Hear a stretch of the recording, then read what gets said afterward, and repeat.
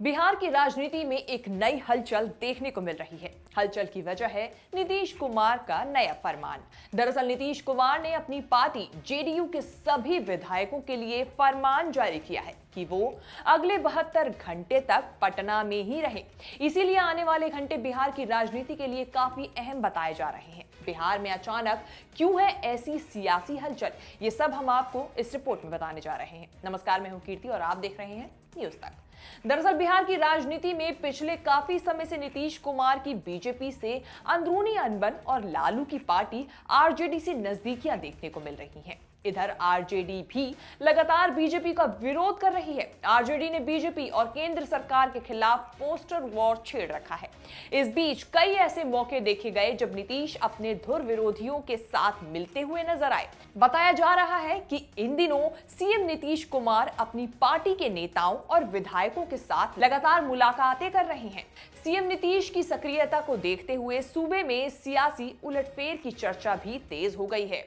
क्या नीतीश कुमार एक बार फिर से पलटी मारकर बीजेपी से अलग होकर आरजेडी के साथ सरकार बनाने की योजना बना रहे हैं? खैर, नहीं पता। कुछ दिन पहले लालू के घर सीबीआई की रेड पड़ी तो नीतीश कुमार ने इस पर गोलमोल जवाब दिया। नीतीश के ऐसे बयान को लालू परिवार पर छापेमारी के लिए बीजेपी को जिम्मेदार ठहराने के रूप में देखा गया। रेड हुई सर लालू जी के घर पे, कैसे देखते हैं? वो लोग कह रहे हैं कि पॉलिटिकल बदला निकाला जा रहा है। अब उसके बारे में हम लोग को क्या कहना, ये तो जो कर रहा है वही ना बताएगा। उसके बारे में हम लोगों को क्या पता है। इसके अलावा बिहार में पिछले एक महीने के घटनाक्रम देखें तो 3 ऐसे मौके आए जब सीएम नीतीश कुमार और नेता प्रतिपक्ष तेजस्वी यादव एक साथ नजर आए। इन मुलाकातों के दौरान दोनों ही नेता एक दूसरे के साथ सहज नजर आए। पहला, लालू के घर में इफ्तार पार्टी, दूसरा जेडीयू की इफ्तार पार्टी और तीसरा जातीय जनगणना पर नीतीश की बैठक। तेजस्वी यादव ने नीतीश कुमार को इफ्तार पार्टी के लिए न्योता दिया तो नीतीश पैदल चलकर अपने घर से राबड़ी देवी के आवास तक इफ्तार पार्टी में शामिल होने के लिए पहुंच गए। गौर करने वाली बात यह है कि इससे पहले भी कई बार पूर्व मुख्यमंत्री राबड़ी देवी और तेजस्वी यादव की तरफ से नीतीश कुमार को इफ्तार पार्टी में शामिल होने का न्योता मिलता रहा है, लेकिन वो कभी इसमें शामिल होने नहीं गए। आरजेडी के बाद नीतीश की पार्टी जेडीयू ने भी इफ्तार पार्टी दी थी, जिसमें तेजस्वी यादव और लालू परिवार के सभी सदस्यों को बुलाया गया था। तेजस्वी यादव भी जेडीयू की इफ्तार पार्टी में पहुंचे और नीतीश कुमार के साथ उनकी दूरियां और कम हुई। इस पार्टी में तेजस्वी के साथ तेज प्रताप भी पहुंचे थे। इसके अलावा बिहार में जातीय जनगणना के मुद्दे पर भी नीतीश कुमार और तेजस्वी यादव ने बंद कमरे में बैठक की। बिहार में जातीय जनगणना कराने के मुद्दे पर तेजस्वी यादव ने नीतीश कुमार से मिलने का समय मांगा था और नीतीश ने 24 घंटे के अंदर ही उन्हें मुलाकात के लिए बुला लिया। मुलाकात के दौरान नीतीश ने तेजस्वी को विश्वास दिलाया कि वह जातीय जनगणना के पक्ष में है और इसके लिए जल्द ही सर्वदलीय बैठक भी बुलाएंगे। लालू परिवार पर सीबीआई ने जब छापेमारी की थी, उससे ठीक एक दिन पहले तेजस्वी यादव एक अंतर्राष्ट्रीय सम्मेलन में हिस्सा लेने के लिए लंदन रवाना हुए थे। कहा जा रहा है कि तेजस्वी यादव वापस लौटने ही वाले हैं। ऐसे में सवाल ये भी उठ रहे हैं कि क्या नीतीश कुमार बीजेपी के साथ गठबंधन तोड़ने को लेकर अंतिम फैसले पर पहुंचने से पहले तेजस्वी यादव के लंदन से लौटने का इंतजार कर रहे हैं। इस बीच नीतीश कुमार के सामने एक बड़ी चुनौती के रूप में आरसीपी सिंह है। जेडीयू कोटे से केंद्र सरकार में मंत्री आरसीपी सिंह जेडीयू से राज्यसभा के सदस्य हैं और उनका कार्यकाल 7 जुलाई को पूरा हो रहा है।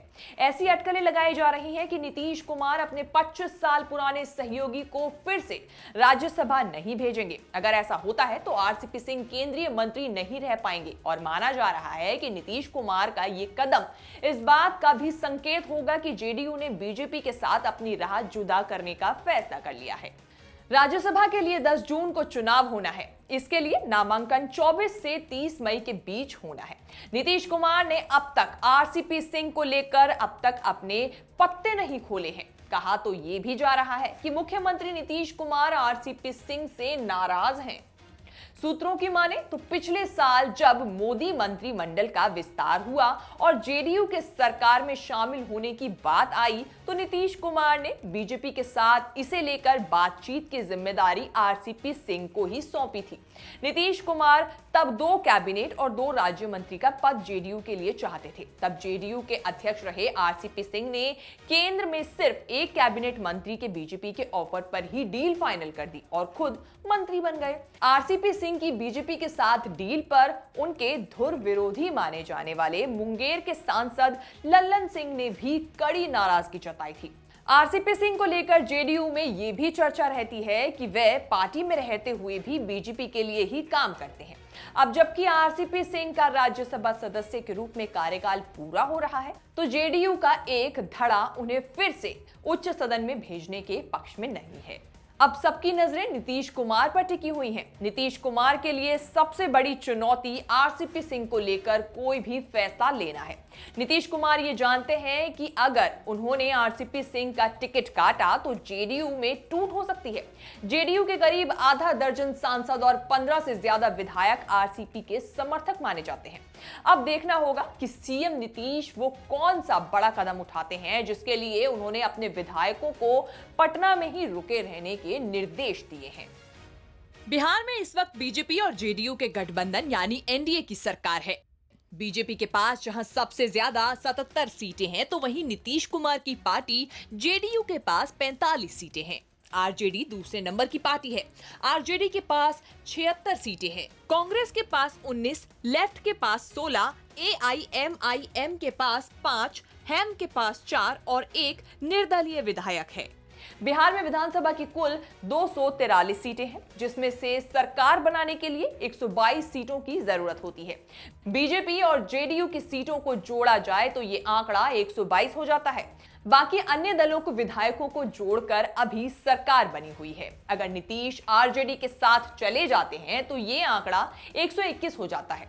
इन्हें सरकार बनाने के लिए सिर्फ एक अन्य विधायक की जरूरत होगी और इसीलिए कहा जा सकता है कि नीतीश और तेजस्वी आसानी से नई सरकार बना सकते हैं। हालांकि इसे लेकर अभी पुख्ता तौर पर साफ कुछ भी नहीं कहा जा सकता। ऐसे में देखना यह होगा कि बिहार से क्या नया और बड़ा सियासी अपडेट सामने आता है।